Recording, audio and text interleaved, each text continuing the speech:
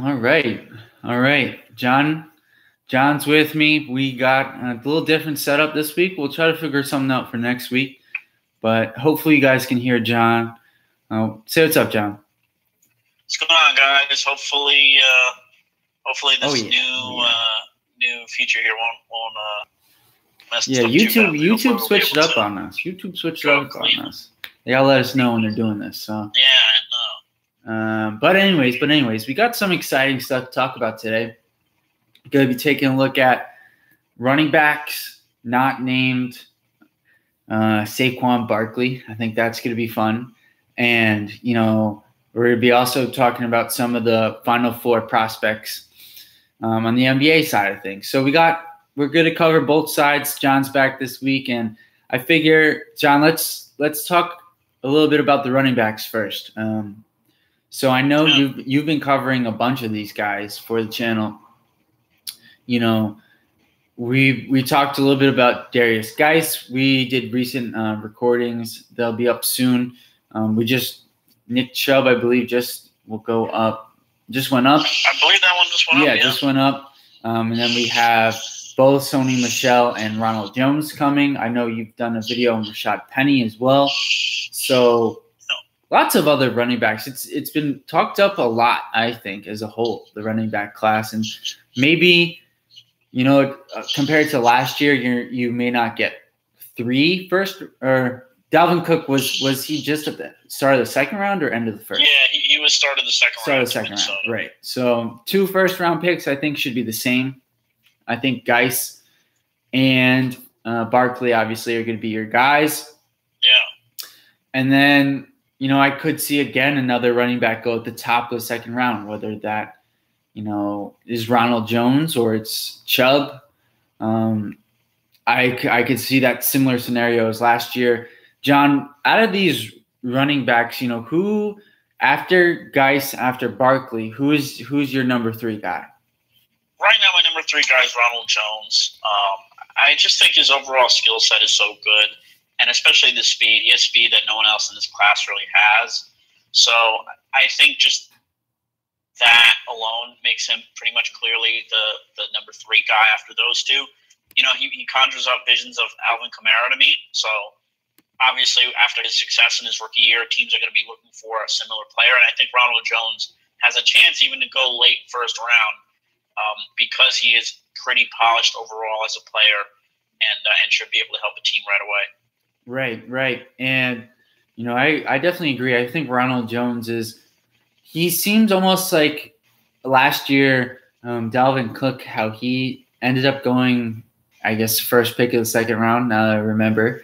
But both of these guys seem to me, and Cook at the time and Jones now, like, yes, they're running backs, and it almost seems like, the class has 2 guys already poised to go in the first round. It'd be too much if there's 3, but both Cook and Jones are deservedly first-round prospects, and I think even more so this year because I don't think the overall class of prospects is as strong as last year, and so I think go ahead, John. I just think that ultimately, whereas maybe in other years you may have a position that is of greater importance that has a similar grade. I don't think that's going to be necessarily the case this year. And I think Ronald Jones is going to be, in terms of your overall board, when you get into that late first round area, I think he's going to be one of the top prospects left. Yeah, I agree. And, I think Geis is not, a sure thing to go in the first round. I think obviously Barkley's the only true running back who's a sure thing to go first round. But I think it could very much be 1 back goes in the first round. It could be 3 or even 4 backs go in the first round, depending on how highly teams value a guy like Sony Michel, who I think obviously hasn't had an overall workload like maybe Barkley has had or Geis has had, but as a like a matchup type back, as a back who kind of tag team with Nick Chubb at Georgia and Todd Gurley before him, Michel's been excellent. I think he could definitely bring a new dimension to the team that takes him just because of his overall game. He's very good pass catcher, as well as having great speed, some great power, and some pretty good vision as well. So, I think there could very well be anywhere between 1 and 4 backs that go in the first round, and it's just really going to depend on how teams line them up and where they think they're worthy of going.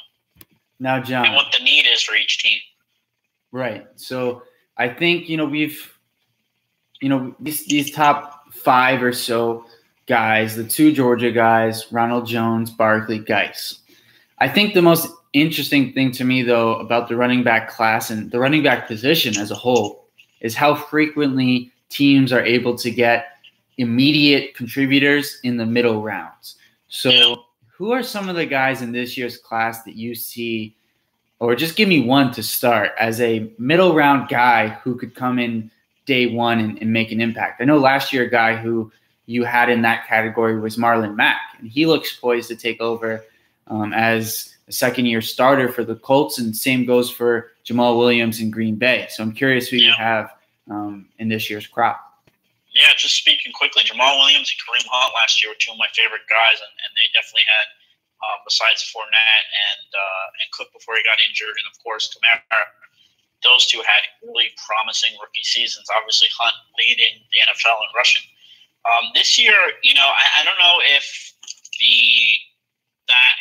from about the top 10 backs last year were all really, really solid. I don't know if it's that level of talent this year, but I think there's maybe more backs that are going to be mid, to low 3rd round, the high 4th round grade. So there's going to be guys that you get late in day 3 who are going to make an impact for you in your rotation. I think going forward, one of those guys, I've seen him go anywhere from the 2nd round to maybe the 4th round, and that's Kerryon Johnson, the Auburn running back, and just someone who I've been a really big fan of ever since he burst on the scene at Auburn. His vision and his power, I think he's maybe the most powerful running back in this class, and that's saying something at only 5'11", 215.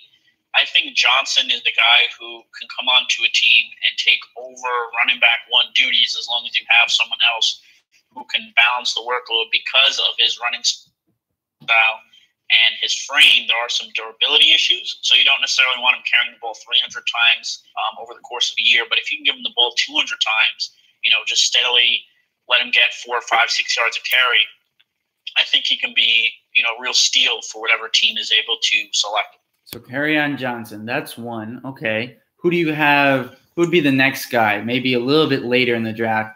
Kerryon seems like maybe a 2nd, 3rd type guy. Maybe someone who's going to go 4th, 5th. Yeah, I think that would be Mark Walton from Miami. Your boy. And what's that? Your boy.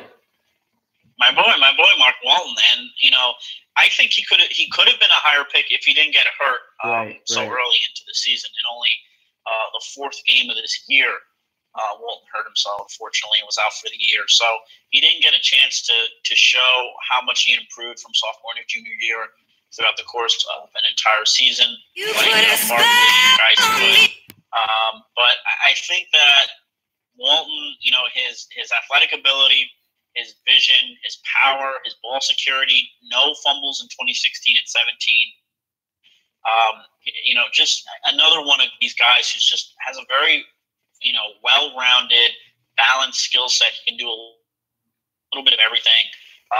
There are small things he needs to work on. He needs to not go east-west so much if there's not an open lane in terms of his vision. His speed, is not quite elite. He's not quite a polished pass blocker yet. But he's a guy who I think, similar to Kareem Hunt, could be taken in the 3rd or 4th round and find great success right away for a team that may need a running back, to contribute early in the season, who may not be on their roster before the draft. Yeah, I like Mark Walton as a guy who could come in. And as you said, I think a little bit undervalued because of that early season injury, especially compared to some of the other backs. Right. And I think, as you said, he could be a guy who comes in as a mid-round guy and is a part of a rotation. And really, that's the thing that I think, is undervalued about the position, is that you can get these guys 4th, 5th round who come in and are contributors to your offense, important players, and make plays, get you, 5 to, 700 yards, and are doing it, making less than $1 million a season, which is an absolute steal from a salary cap perspective. And so these guys, the work that your scouts do for your team in terms of looking at these guys is so valuable for your roster. Yeah, absolutely. The more, late round guys that you can find to build and add to your roster, the more success you can really have as a team, because you're getting contributors from places where most teams are not. And one of those guys I think this year could be Kalen Ballage from Arizona State. I think he's definitely going to be a day 3 running back at the end of the day. He's a big guy. He doesn't quite run to his size at 6'3", 230, but he is still, again, I keep saying it, another one of these guys who can do a little bit of everything, who can catch the ball, who can block a bit, and who can run with, decent enough speed, obviously some power, some vision, and just contribute as a, maybe a running back too. And he's a guy who definitely has some unvarnishedness to him. He has some potential still left. And he didn't really, the numbers were not great at Arizona State other than one really, really good game that he had and, a solid Senior Bowl week. But Ballage, I think, could come in and his best football could be in front of him. And I think for whatever team takes him into the 4th or 5th or even later in the draft, I think he could be a real steal and bargain for whichever team grabs him. That's a good one. So we got 3 names for you guys. Ballage. Who we got, John? Ballage. Who are the other 2 names? Ballage, Mark Walton, and Kerryon Johnson. Ballage, Mark Walton, Kerryon Johnson. If your team gets one of these backs in the mid-rounds, should feel pretty happy about that. So moving over to the NBA draft side of things, some Final Four prospects that I think, you guys should be taking a look at, and more so in the Villanova-Kansas game, because let's be honest here, I don't know that there's too much NBA talent on the Loyola Chicago team. Although Clayton Custer and Ben Richardson are good guards, I don't know if they'll play at the next level. And so with that being said, focusing on the Villanova-Kansas side of things, Mikal Bridges is a guy who I've discussed a lot on this channel, a guy who can do a bit of everything, is just a premier 3-and-D wing prospect that you want to bring in, and he's one of these players who you could see him fitting on any team. Also in Villanova, you have Jalen Brunson, who's just a steady, intelligent point guard who maybe at the next level he's a backup, but he'll figure it out at the NBA level. He's too smart, too heady to not do it. And then a couple other guys who aren't going to be drafted in 2018, but since we're only down to the Final Four, I think it's worth noting for 2019, Dante DiVincenzo, the scoring 6th man for Villanova, very athletic, good shooter, can fill it up quickly. And Omari Spellman, their big man, who lost a ton of weight. He's down about 30, 40 pounds from when he first got to campus at Villanova. He can roll to the basket. Now he's stretching it out to a 3-point line. Lots of offensive versatility for Spellman. Flipping it over now to Kansas, Devontae Graham, one of my favorite guards in the country. Smart, good defender, good shooter as well. Backup point guard. I can see him working his way into an NBA rotation after about a season or so. It may take him just a year of being around the NBA, but I do believe he will figure it out. Then you have Svi Mykhailiuk, who's a 20-year-old senior. Seems like he's been around forever. Came in there at 16 and has improved each year. Good sign for him going to the next level. Really is going to rely on that jumper, which was a special trait coming in. Took him some time to get the consistency, but is now fully formed. He's a great 3-point shooter, as well as they have 2 other guards in Malik Newman and LaGerald Vick, who, again, aren't going to be 2018 guys, but maybe 2019. Vick is a premier athlete, good shooter, and showed he had a little more to his game against the Duke zone when he was playing inside and really nestled in there, looking for playmaking opportunities, showing off a little floater. And then Malik Newman crushed me, I got to say. And he's really improved since his days at Mississippi State. Now he can really take guys off the dribble, hard, crossover to get to the basket. And his shooting has just – I know – you don't want to get too carried away with recent streaks, but it's been going on since the start of the Big Ten tournament. And really – since the turn of the calendar, since 2018. But since the start of the Big Ten tournament, the guy's been on a tear, like 50% shooting from three, and he's been doing it, putting up 20 points a game. Malik Newman looks every bit of an NBA combo guard. So, Jack, now obviously we've seen some takes recently about how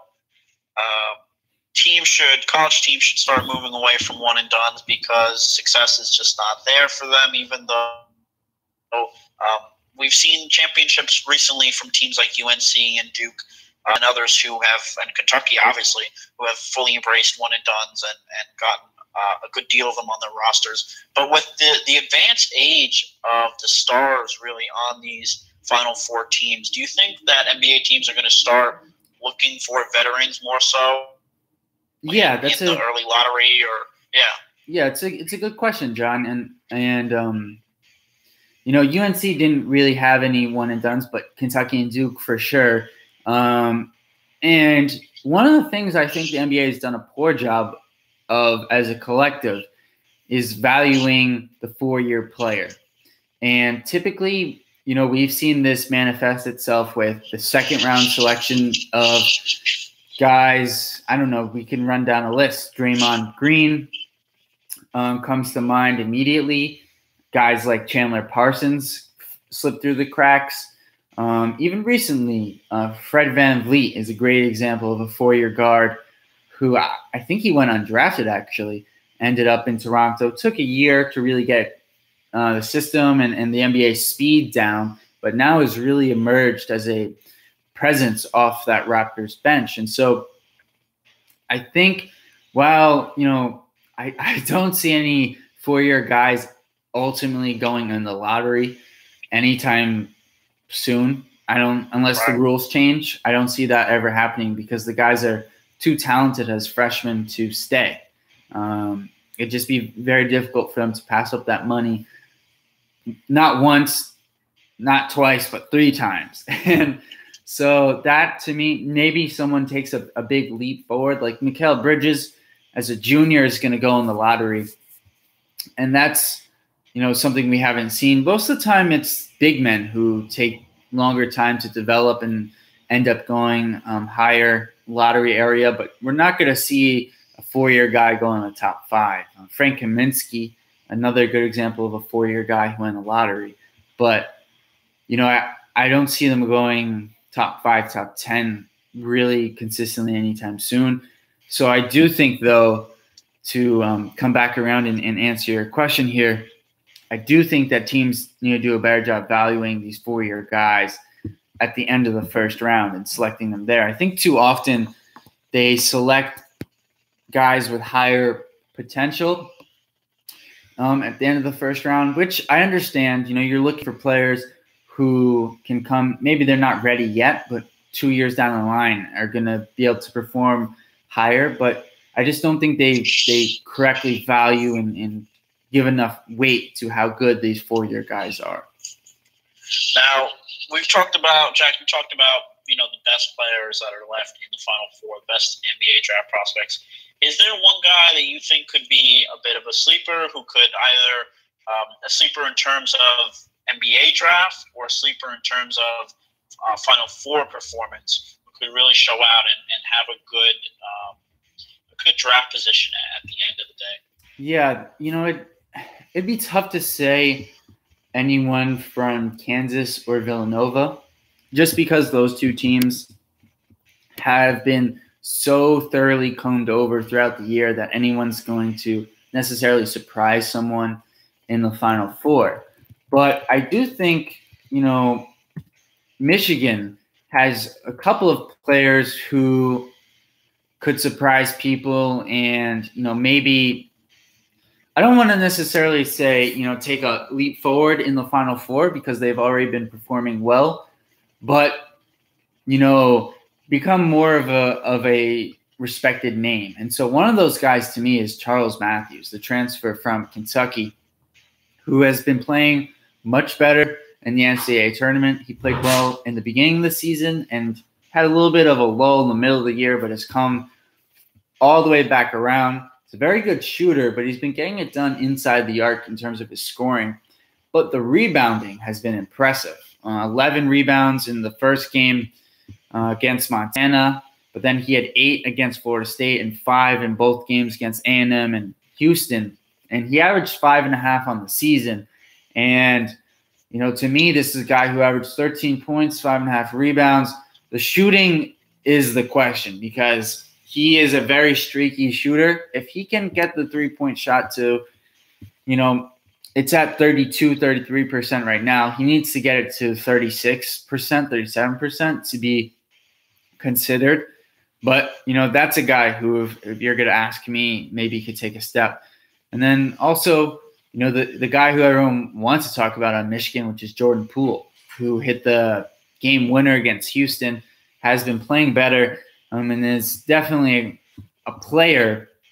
I don't think he's an NBA draft guy, definitely not this year, but could be someone who takes a step forward at the Final Four stage. Right, okay. I think that just about covers it, Jack. Anything else you want to add Final Four NBA draft-wise?